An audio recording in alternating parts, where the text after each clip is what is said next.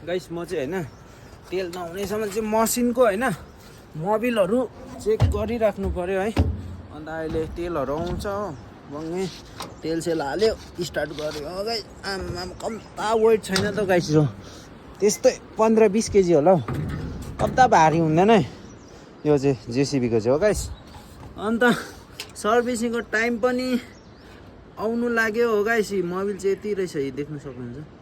हो रहेछ मोबिल त छनु त होइन, चेक गरिराखेको छ भने चाहिँ आफूलाई सजिलो। कोही कोही बेला चेक गर्दा भइहाल्छ नि गाइस, बेसी पनि होइन कि। अहिले सर्भिसिङ आउनु आँटेको छ कि, कोही बेला मोबिल घट्छ होइन, कोही बेला के हुन्छ त्यति बेला थप्नु पर्ने हुन्छ। अन्त त्यही कारण चेक गर्नुपर्छ हो गाइस। अन्त तेलहरू आएकै छैन हो, खै कहिले आउँछ हो। अहिले होइन आधा घन्टा हुन आँटिसक्यो ड्युटी पुगेको होइन गाइस, तेलै आएको छैन।